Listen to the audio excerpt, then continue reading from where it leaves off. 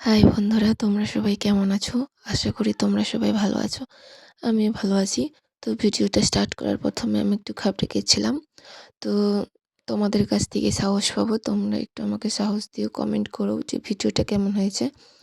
তো আমি সবার প্রথমে ক্যামেরাকে ঘর করে আমি ভিডিওটা স্টার্ট করলাম। সকালবেলা মশারিটাকে আমি গুটিয়ে নিলাম। তারপরে দেখো বিছানা এলোমেলো হয়ে আছে। আমার মেয়ে ঘুম থেকে উঠে চলে গেছে। তো আমি এখন বিছানাটা ঠিক করব। বাড়িতে কেউ ছিল না, তাই ভাবলাম তোমাদের সাথে একটু শেয়ার করি আমার কাজগুলো। তো চলো লেগে পড়ি ঝটপট। তো দেখো এখানে সব কিছু এলোমেলো হয়ে আছে বাড়িতে, যেহেতু আজকে আমি একা, আমাকে সবটা করতে হবে। ব্ল্যাঙ্কেটটা আমি পাট করে নিচ্ছি। যদি কোনো ভিডিওতে ভুল ত্রুটি হয়ে থাকে প্লিজ সবাই আমাকে একটু ক্ষমা করে দিও। আর ভিডিওটা কেমন হয়েছে অবশ্যই কমেন্ট করো।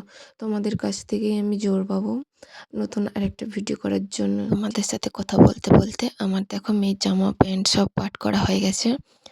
তো এরপরে এখন অন্যান্য অনেক কাজ আছে যেগুলো করবো আস্তে আস্তে, তোমাদের সাথে শেয়ার করব সবই। এই তোয়ালাটা হচ্ছে রাতে যখন মশারি টাঙানো হয় তখন এই তোয়ালাটা মশারির ওপরে দেওয়া হয় আমার মেয়ের কাছে, যাতে বাইরের ঠান্ডা মশারিতে প্রবেশ না করতে পারে। এই দেখো মেয়ের এটা হচ্ছে আমার কাপড়টাকে রেখে দিলাম, পাট করব। বিছানাটাকে সুন্দর করে লাস্টে তোমাদেরকে ভিউটা দেবো যে আমি কেমন সুন্দর বিছানা গুছিয়েছি। জামা প্যান্টগুলো আমি এক সাইডে যেখানে আমাদের আলনা রয়েছে সেখানে আমি রেখে আসলাম। তো বিছানাকে এবার পরিপূর্ণভাবে ঝেড়ে নেবো। ঝেড়ে লিয়া সব কিছু ঠিকঠাক করে তোমাদের কাছে নতুনভাবে পেশ করব। দেখতে থাকো ভিডিওটা সম্পূর্ণ।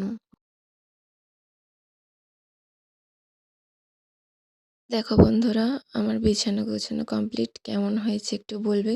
সবাই একটু কমেন্ট করো যে ভিডিওটা কেমন হয়েছে। যদি কোনো ভুল ত্রুটি থাকে ক্ষমা করে দিও।